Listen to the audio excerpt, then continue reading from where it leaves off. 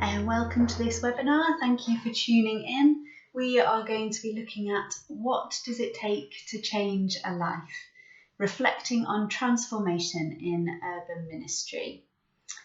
I'm sorry that we're not meeting face to face. I'd really love it if we were, but I hope you're settled and comfy at home with a brew. I am settled in my office with a brew. Hopefully we can have a good kind of time together for the next half an hour or so looking at this subject. So to introduce myself and this session, for anyone who doesn't know me, my name is Anna Ruddick. I am a community theologian, facilitator and a researcher.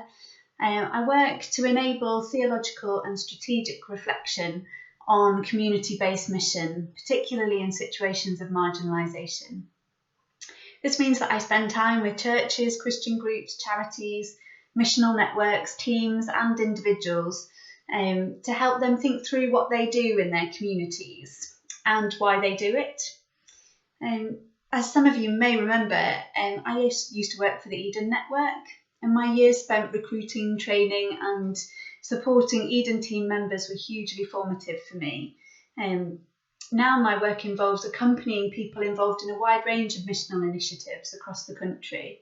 So some people, like Eden teams, have relocated, others are deeply involved in their local church's community activism, others lead and coordinate churches or community-based organisations. And today I wanted to share with you some reflections from research gathered whilst I was working for Eden Network and studying for my doctorate. So team members and urban community members from Eden neighbourhoods participated in this research, which was really driven by my curiosity about how people change. So much of my work involves helping people navigate the gap between what they want to be seeing and happening in their urban ministry and what is actually happening in their urban ministry. And this really begins by acknowledging that within urban ministry, we talk a lot about wanting to see transformation, wanting to see lives changed. But the reality of that is often a lot messier and more complicated than we'd hope it would be. So in my research, I wanted to understand what it takes to change a life, and how Eden-style incarnational urban ministry contributes to that process. So the research, I think, generated some really interesting stuff, which seems to be helpful to people doing community-based mission. So I'm offering it a little bit of it here today. And I would usually be doing this in a much more conversational style, so please do forgive the format. But I'll offer some questions for reflection and prompts for action at the end that might help if you want to keep mulling these things over some more. But first, I just want to invite you to join with me in stilling ourselves and being present in this room and this moment for this time. So maybe just take a minute, close your eyes, take a deep breath, just still yourself, be aware of your own body, the chair that you're sitting in, your feet on the floor. Just relax into this moment now.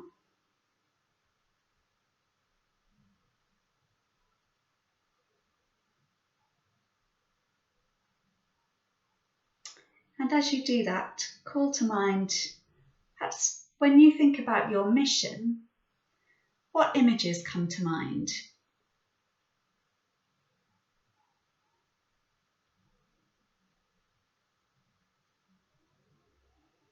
Can you call to mind a time when you've been changed by your mission? Just with your eyes closed, hold these thoughts for a moment.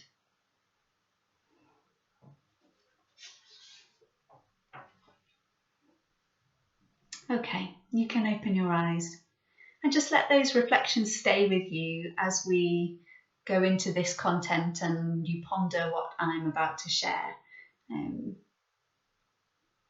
So, what does it take to change a life? That is the question. I want to start by reading you the words of a 16-year-old lad from Manchester who I've called Jack. When I asked Jack about transformation, this is what he said. When you think about transforming, you think about a tree. It starts off as just like a little thing and just expands. So maybe it doesn't change much in particular, apart from just getting bigger and bigger and bigger and broadening itself. And I think whether that's your mind, whether that's your heart, whether that's your soul, whether that's your relationship with God or something, transformation is not just necessarily, maybe not changing completely, but broadening. I really love this analogy. When we think about life change, we often talk in really stark terms, don't we, about polar opposites, like going from being completely messed up to being completely turned around. But what Jack is pointing out is that even the most dramatic change isn't about becoming someone different, but it's a process of expanding and growing just like a tree does. And he went on to describe how he'd seen this process in a friend in his community. So he said, he's a friend of mine, but really he wasn't very good. But he didn't change, he just broadened. He didn't change particularly as a person.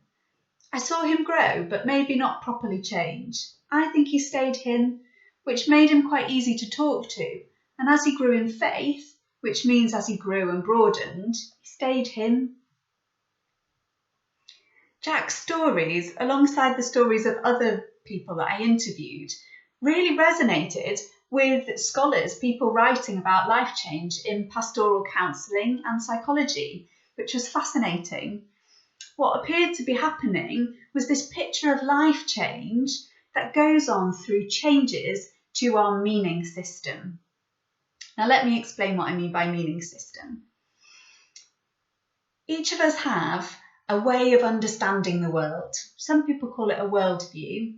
It's the set of beliefs or assumptions, understandings we each carry about how the world works and what's true.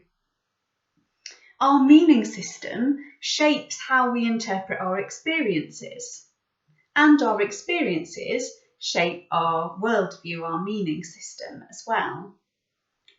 For example, I, a while ago, tried to make macarons, those little biscuity, beautiful pink coloured things. I tried to make those and it was a disaster. It was awful. They were purple splodges of grey kind of goo. They were just ugly, not at all what was supposed to happen. And I could have drawn different conclusions from that experience. I could have decided that I was a terrible baker and I should never bake again. But I didn't actually. I blamed the food colouring. And the reason for that was because of my meaning system. I'd had some success with baking in the past. I kind of saw myself as a reasonable baker. And so I thought, well, it can't be just that I'm rubbish at baking. It has to be something else. Maybe there's some ingredient that's gone wrong. So I used my previously held meaning system to interpret my experience of baking with making macarons. And then I kind of shaped that going forward. So it becomes a feedback loop. Our experiences build up our meaning systems, which then shapes how we interpret our experiences. It is a feedback loop. So in order to change our meaning systems, and in the process change our lives, there's a need for two equally important things to happen. Firstly, we need to have a challenge to our perspective. We need to be exposed to something different that makes us question our inherited beliefs about ourselves, about others, God, the world around us. The second thing that needs to happen is that we need an affirmation of our personhood. That means to know that we are accepted as we are for who we are. If we only have one of those two elements, change is very difficult, will be unlikely to happen. If we only have a load of challenges to our perspective, to our thinking and our behaviour without any acceptance, the likelihood is We will get scared, get overwhelmed, we'll retreat back from those challenges and hide away from them. It'll be too much. But equally, if we only receive acceptance, then we're not given the opportunity to imagine that life could be different. So you might notice this pattern of challenge to perspective and an affirmation of personhood coming together in lots of different situations and in yourself as well, if you think back to the really big changes or even tiny changes that have taken place in your life. When these two elements come together, then a dynamic process begins in which a person is both exposed to a different way of thinking and living, while being enabled to feel safe and accepted enough to begin to explore that newness and what that might look like for them.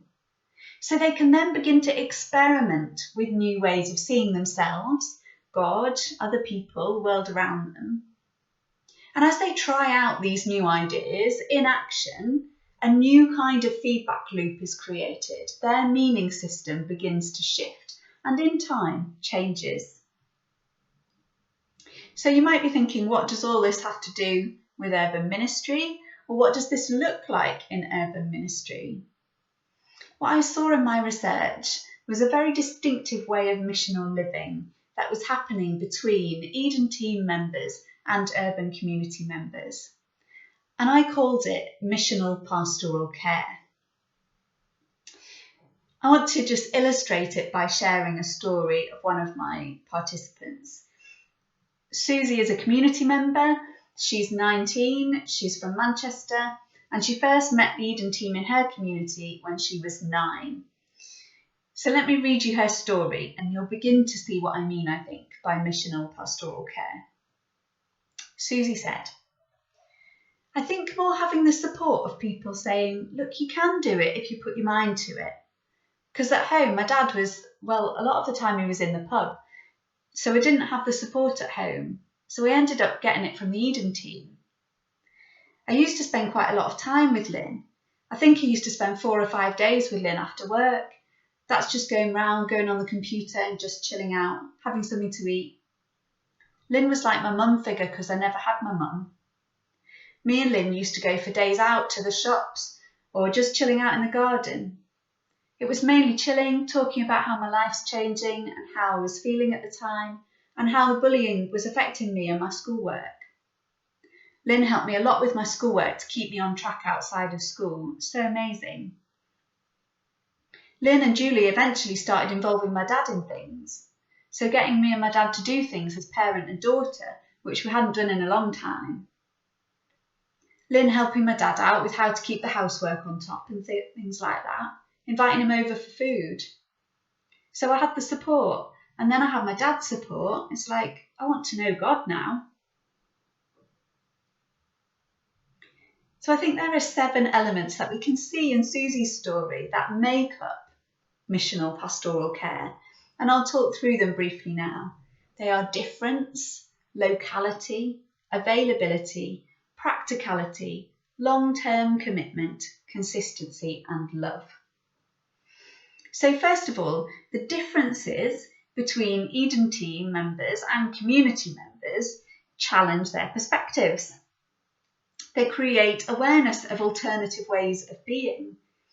And this was really described by one community member, Claire, when she said, I think going to church helped me to think this is not all of you. You don't have to be like this to be good, to be cool. And this kind of difference between people is experienced at close hand due to the local commitment of incarnational ministry such as Eden. Alongside locality is availability, by which I mean an intentionally open orientation rather than a lack of boundaries. And that intentionally open orientation changes over time according to people's circumstances, but is about maintaining a commitment to hospitality and a willingness to engage with people. Missional pastoral care is also fundamentally practical. It involves the action of both Eden team members and community members as well as their conversation. That might be action in programmed diversionary activities or in more informal friendships, but it's about doing stuff together as well as talking about life. And this kind of practical element means that actually missional pastoral care subverts a person's belief about themselves by enacting a different story about them. So the challenge to perspective comes through action as well as words. So one Eden team member described it this way. She said, "I remember one woman who comes from quite a large family. When I met with her, she'd talk a lot and I would listen a lot, and I'd be aware that she wasn't good at listening. But sometimes I'll be there and they'll be all together. They'd all be like talking at one another, which made me think when I meet up with her in the week, even if she just has 20 minutes or an hour of someone just giving her attention and listening to what she has to say and caring, that could be quite a big thing." So in addition to doing stuff together, it also involves a long-term commitment and consistency, building trust and allowing for the length of time that it takes for people and relationships to grow. And finally, love, in the context of missional pastoral care, is shown as that affirmation of the sense of self of each individual, their personhood. People talked about feeling accepted, actually more themselves. Even as they described changing, they talked about staying the same. Community member Jess from Yorkshire puts it this way. She said, "You just feel better about yourself. And half the time you're like, I can do that. And like they inspire you to do stuff." She said, "It's like your family, like you can talk to them about anything and they wouldn't judge you. They wouldn't think out bad. They'd just help you and it's really good. It's just like your family. That's what you need." This affirmation of the sense of self of each person, which allows them to stay the same as they change, is the way in which love is shown in missional pastoral care. And as that loving affirmation comes alongside the challenge to people's perspective that difference brings in the course of a kind of daily informal relationship in a community, chatting together and doing life together, that dynamic of change becomes possible. And there's an analogy, I guess, that illustrates this, which I think is really, really helpful. And that is this idea of relationship as parable. So if you think about Jesus' parables, they took really ordinary, everyday sets of circumstances, the stories about people's daily lives mainly. But Jesus gave them a bizarre twist, didn't he? He turned them on their heads, subverted them. He made the stories strange and challenging to people to open their eyes up to new ways of seeing the world. What's happening, I think, in missional pastoral care is that through these daily interactions, over time, in words and in practices, people's meaning systems are being challenged. Their ways of seeing the world are being questioned. People might think, "Oh, God can't love me. I won't amount to anything. I could never be a doctor, teacher, whatever, etc., etc." Missional pastoral care really rattles these cages. It's disturbing. And it also happens to Eden team members too. We might think, "Oh, God can't speak through that person." Or "I've got to be really busy all the time. Church should be X, Y, Z, fill in the blanks." We all have these things, don't we? The twist is that missional pastoral care is mutual. Everybody is involved in experiencing this process of change, having their meaning system called into question by each other, and being accepted and allowed the space to begin to explore what that might look like. At the start, when I asked you to think of a time that you've been changed by your urban ministry, what came to mind? The journey of loving where we live and coming alongside people in our communities is one which changes us. We begin to receive a challenge to our perspectives from the people around us, and also an acceptance from them as well as relationships grow, as we share our lives together. Our communities can be a parable to us, and in them and through them we can receive God at work in our lives. Let's just take a moment to pause and let that sink in a little. Perhaps close your eyes again.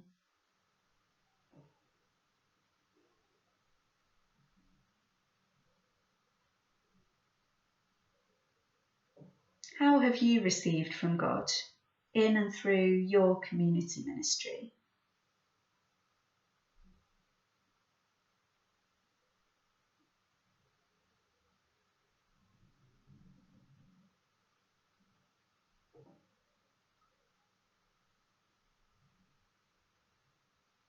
And how has your community changed you?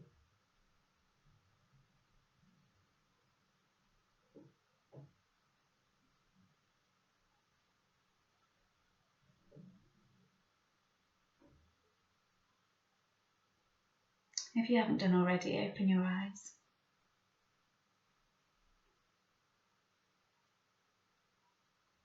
So as we come towards the end of our time, I want to set you a challenge. Think about someone who you know in your community who you would love to see experience some kind of life change. How can you see the dynamics of a challenge to perspective and an affirmation of personhood working in your relationship with them? What might you do to help support their change in meaning system? Might you offer more of a challenge to perspective through your words or your actions? Might you offer more of an affirmation of personhood through your words and actions? Maybe you're a bit heavy on the challenge and a bit light on the affirmation. Maybe you could create space or opportunities for them to experiment with new ways of seeing themselves or God or others. Maybe you could encourage them when you see them grappling with a change process.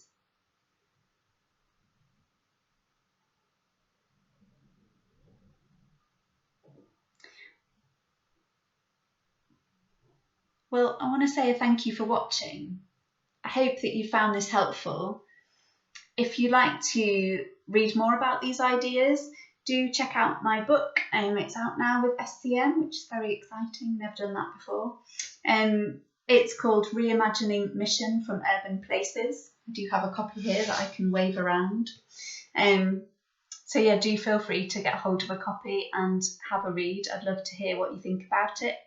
And if you'd like to find out any more about my work or get in touch with me, I have a little bookmark in the world at www.annaruddick.wordpress.com. So thanks again, everyone, and every blessing.